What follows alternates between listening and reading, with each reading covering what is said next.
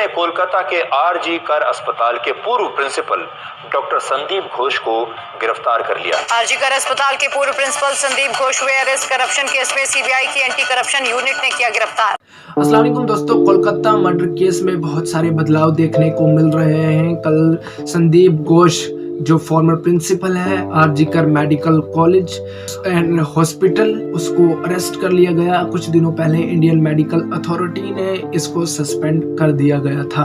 दूसरी तरफ जो प्राइम एक्यूज्ड है ट्रेनी डॉक्टर के मर्डर और उसके साथ ज्यादती करने पर जो संजय रॉय है उसको अरेस्ट किया हुआ है और उसने ये बताया कि मैंने जो है मर्डर नहीं किया, मैं वहाँ पर सेमिनार हॉल में गया था, मैंने वहाँ पे ब्लडी बॉडी देखी है, लेकिन मैंने कोई भी मर्डर नहीं किया। Sanjay Roy, the prime accused in the shocking rape and murder of a trainee doctor at Kolkata's RG Kar Medical College and Hospital, has declared his intention to plead not guilty when he appears in court. उसने अपने lawyer से भी यही कहा और lawyer भी ये कह रही है कि ये सेमिनार हॉल में बिल्कुल गया था लेकिन इसने मर्डर नहीं किया।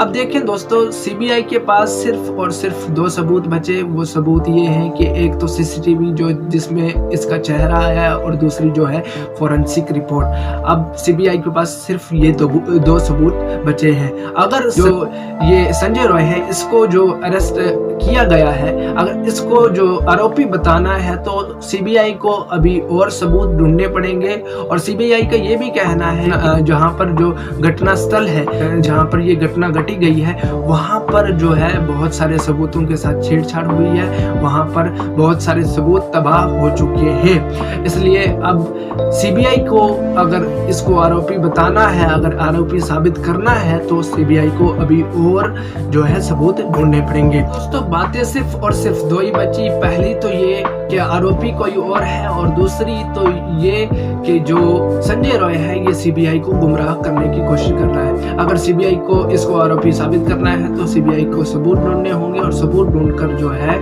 इसको आरोपी साबित करना होगा। दूसरी तरफ पॉलिटिकल इन्वॉल्वमेंट यहाँ पर बहुत ज्यादा है। जो वेस्ट बंगाल की सीएम है ममता बनर्जी, इन्होंने अब ये कहा है कि जो असेंबली सेशन होगा वहाँ पर एक कानून पास करेंगे जहाँ पर जो किसी के साथ ज्यादती करेगा तो उसको जो है फांसी चढ़ा दिया जाएगा, फांसी पर चढ़ा दिया जाएगा। अब देखें 18 घंटे लग गए सिर्फ एक एफआईआर को लिखने में।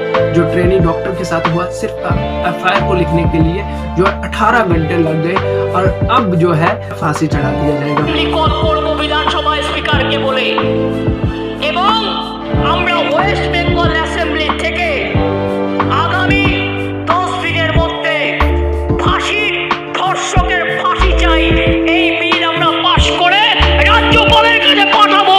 यहाँ पर पॉलिटिकल जो सिस्टमैटिक थिंग्स हैं यहाँ पर बहुत ज्यादा है और जो पॉलिटिकल इन्वॉल्वमेंट है इस केस में बहुत ज्यादा है। अब आप दोस्तों का क्या ख्याल है कि इस केस में क्या होना चाहिए या क्या रुझान है? मेरी तरफ से तो यही रुझान है कि जल्द से जल्द जो भी आरोपी है, क्या पता ये सच भी कह रहा हो या झूठ नहीं कह रहा हो या गुमराह करने की भी कोशिश कर रहा हो, तो इसलिए जल्द से जल्द आरोपी को पता चलना चाहिए। अगर ये आरोपी है